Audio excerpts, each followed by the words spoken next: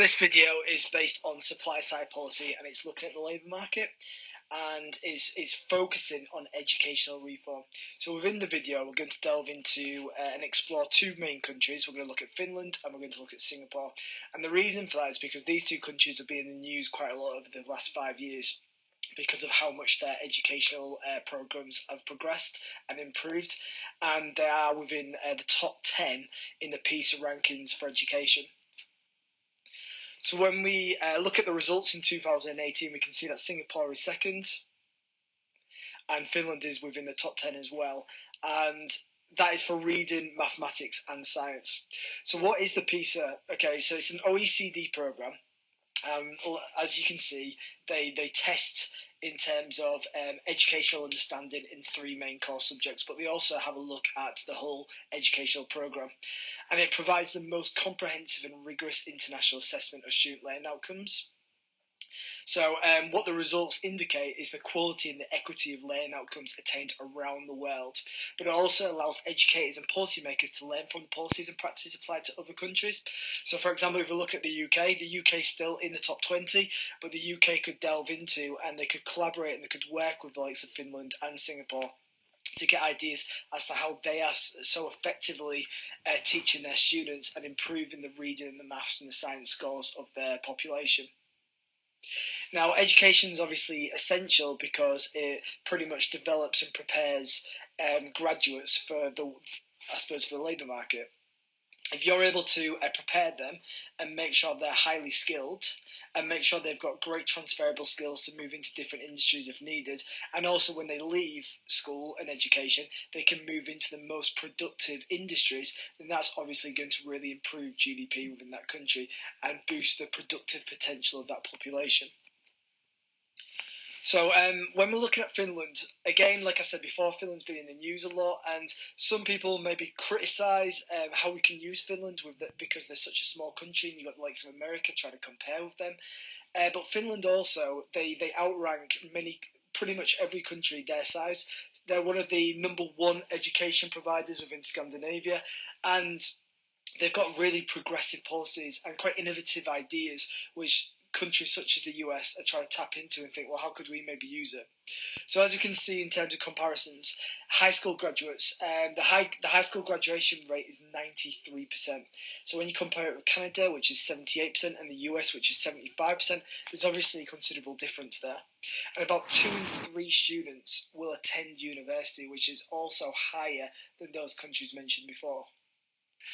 So how do they do it? The first thing that's really key to know is how valued teachers are within Finland. It's not easy to become a teacher. They do make it quite rigorous in terms of the process. All teachers have to have a master's degree to make sure that they are complete experts within their field. Make sure that they've got obviously high knowledge that they can really stretch and challenge the students. It's also really, really competitive. A lot of people want to become teachers. They haven't got a shortage of teachers.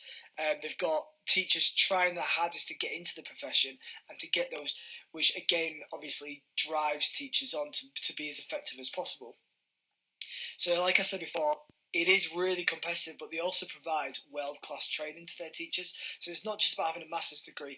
They'll also put a lot of funding into making sure that teachers get the best training possible.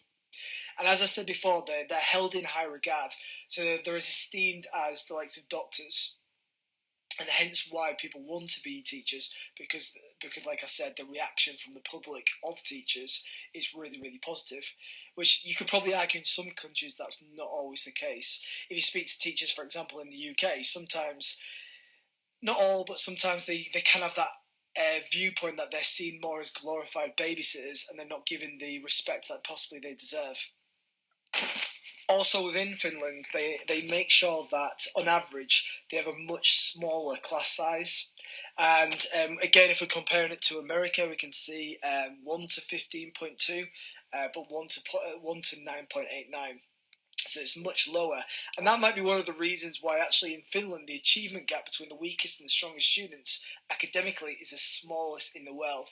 And the reason for that is because teachers can possibly give more personalised attention to each student because of how small their class sizes are.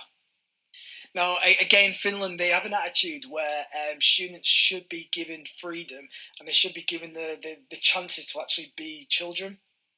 So children actually start school later, and they don't actually start formal education really until the ages of 7, which is much later than a lot of European schools and worldwide schools as well. And they really believe in giving them more leisure time so they can kind of, I suppose, work on their imagination, work on their social skills, and because of that, they don't actually provide any homework in Finland. They have a significantly shorter school day, so again, making sure that when they are in school, it's much more focused. Students can be much more engaged because they're not being overworked. And also, they don't really believe in testing. Testing will take place, but not frequently, because actually what they'd rather have is more time in the classroom to teach and to help the students learn than just continuously assess. Now I'm just going to show you a short video just based on observations that have been made in Finland based on the education.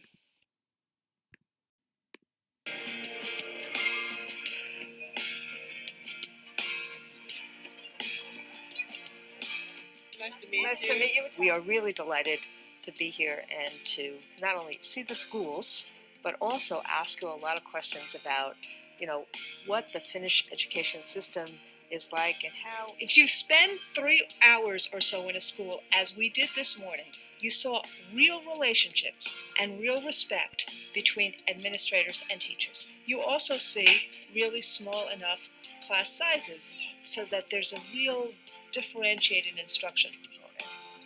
So all the things that we say are important in terms of instruction for kids, not simply having a teacher in a classroom, not simply having a smart board or books, the wraparound services, starting with daycare facilities and early childhood. That preschool is really a child-centered facility. Yes. You see the attention paid to the That's experiential learning. Yes. And that the buildings are retrofit for kids. Thanks to the OECD Pisa data, it shows that Finland is performing better than the average. Yeah, we have been passing everybody else. What did we do to make this possible? Our policy of teachers is again very different to many other countries. First of all, we insist that every teacher in Finnish school has to have master's degree. All the Finnish teachers have to be treated like professionals. When people ask me that how do you know in Finland that your students are learning in a school? And I always say that ask the teachers, they know. Just like you ask the medical doctor if he or she thinks that the patients are doing well. Working as a teacher in Finland, it's really something nice. And when we get the appreciation for our work, that's even better. Teachers are appreciated in this country. You feel it. Yeah, I do. Alexander? I think it's a general atmosphere that teachers are valued and the profession is appreciated in all society, and we have a good education to become a teacher. Teachers' professionalism means something. You see it in the school, you see that it's real. But what the teachers also talked about was the pride that the community has in its teaching force. And you could see it in terms of the pride that the kids had in their teachers, as well as the confidence that the teachers had when you walked into their classrooms. So this is my main subject, psychology. We are trying this book in two different schools. Wow. This class and a school quite near Vasa. One teacher in particular was talking about a new textbook and had called the publishing company about it, and they were changing it based upon what her suggestions were. So that just blew me away, because here she was talking as if this happens every day. 20 lessons a week. 20 lessons. Yes, but they work another 20, Right. preparing lessons and marking papers and so on. So it's not only teaching hours. Right. They have other duties as well. The number of teaching hours, there's almost a 50% difference between the teachers in Finland and in the United States. What are they doing when your teachers are sweating in the classrooms? They're working on their curriculum development, they're working with parents or consulting students or so on. But if they don't have an own classroom, then they can also working here, and then they have some spaces. This is so different than in the United States, where teachers actually have their own office space, they have their own lockers, they have computers here, they have phones here. There's a professionalism about this that you just never see in for teachers in the United States. If you go to Finnish school and say that mathematics, reading and science are the most important subjects, they will kick you out, because this is not the way we understand learning. You saw the integration in terms of content areas, whether it be cooking and art and music and industrial arts and calculus and literacy. And you saw the integration between technology, human interaction, and textbooks. When we talk about how there's no one size fits all, you saw that clearly in the schools that we saw today. This whole business of education is run by the educators. And that's why the communication and dialogue within this community is very different. Really appreciate the time. Thank you. What is so obvious about the education system in this country is that people are engaged in problem solving, not in winning arguments. The notion that somebody is an obstacle is just irrelevant here. It's not even part of the conversation. The conversation is always about how can we all together help children. They assume that teachers should be the center of a child-centered education system, and they work to make sure that teachers have what they need to accomplish their task of educating a country.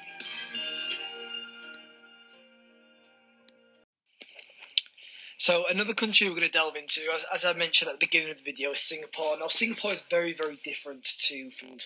They've got a completely different philosophy regarding their education. There is some similarities, but some major differences as well. So Singapore boasts a more robust and comprehensive programme for selecting and preparing prospective teachers.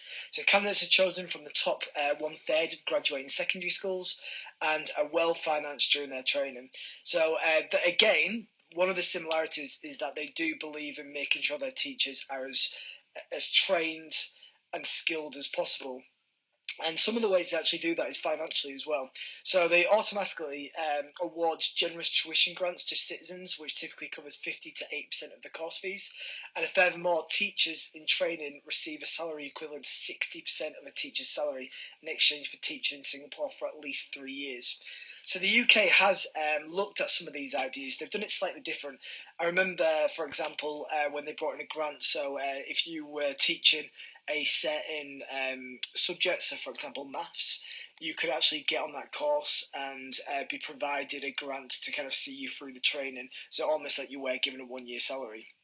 The only issue with that was that instead of making them work for at least 3 years to receive the full benefits of that, what some students were doing is after that 1 year they were kind of using that salary to help pay off maybe student loans or get themselves out of student overdrafts and then move into different industries. So it did work, and it did encourage them to stay within teaching. But in the UK, there are some worrying statistics regarding turnover of staff within the industry itself, with a lot of teachers leaving within the first 5 years. So these types of financial incentives might not necessarily work within the UK. Now, Singapore has a very specific educational pathway, and it's to do with primary, secondary, and post-secondary. Now, for example, if we have a look at this below, Singapore's compulsory education system consists of 6 years of primary school, 4 years of secondary, and between 1 and 3 years of post-secondary school. And students undergo 2 major exams before even leaving primary school. So what makes them different to Finland is they really do believe in assessment, and they will assess the students throughout primary, secondary, and post-secondary to make sure that they are as they've got the data to see how skilled they are and what they need to work on. Now, the Ministry of Education in Singapore, they said that one of their main aims is to help students discover their own talents, make the best of these talents and realise their potential, and to develop a passion for learning that lasts through life. And they believe that this education pathway helps prepare the students to get straight into work in the chosen career path which is best for them. So, recent aims is to provide students with greater choice to meet their different interests and ways of learning. So, being able to choose what and how they learn will encourage them to take greater ownership of their own learning. And the Ministry of Education have also said that they've given their students a more broad-based education to ensure that their all-round or a holistic development in and out of the classroom is enhanced. What I've also noticed from doing research on Singapore, there's a really, really big focus on technology, with the understanding that it will be essential for current and future occupations and enable greater transferable skills. So obviously Singapore are aware, as many countries are, that technology is not necessarily the future because it's happening now. And if we want to make sure, or if Singapore wants to make sure that their students who are graduating are not at risk of being replaced by automation, not at risk of that type of structural unemployment, and also make the country as productive as possible with regards to technology, then they have to kind of train them from an early age. So I'm just going to show you a video just to kind of show that a little bit more. Change of distance with time, is it true or false? So I want you to tweet me your answer. So this is how you tweet. This is the format that you need to tweet. So you put in @ vote by tweet 1. We look at technology very meaningfully, and we see how can we leverage this technology to make a very significant impact in the classroom instruction. I'll give you an example. In a classroom of 40, it is really impossible to get 40 students to ask 40 questions at one go. When we use the instant messaging tool, we open 40 windows to 40 kids. They could ask 40 questions at the same time, and the teacher could see their thinking on the technology tool that they use. And kids get more excited because they are using the tools that they are very, very good in using, not just the pen and the pencil. Okay, so same thing, we will have 2 students to every terminal. If you have any issues with the terminals, raise your hand and I'll come to you. Okay? Let's go. What the students are doing is they are currently exploring this Second Life art gallery, which the school has set up. Okay, and the works that are shown in this gallery is actually made up of local works that have been done by local artists.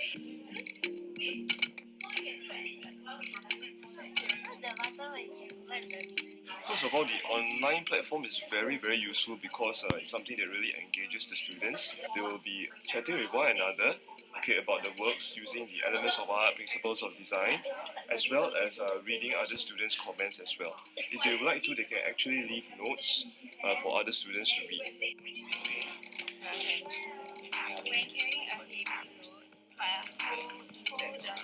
Web 2.0 world with Wiki, with your Facebook, your blogs, you find that it's a very participatory culture. It calls for a lot of collaboration. They no longer become just a consumer of knowledge. They actually produce knowledge. What are the important things that you have discovered so far? The tendency to lose their interest. I find that students themselves are often on Facebook. So instead of looking at them and looking at Facebook as a distraction, I would rather use it to engage them. They even, like when they're stuck with certain question, they post up the question to the class, and you see responses, and they are learning from each other, which I think it's better because there's more motivation, intrinsic motivation for them to learn, rather than okay, I tell you to do this and I tell you to do that. I would say that the teachers in this school, myself included, we scan the globe for best practices. There has been one criticism of the Singapore system, though, saying that their focus on assessments is too much, especially in primary school, and it's having a really negative impact on mental health of students and causing too much stress. So children in the Lion City experience high stress levels from primary school as a result of the competitive pressure from schools and parents. It's arguable whether the perfect scores produce adults who are critical thinkers or merely rote learners.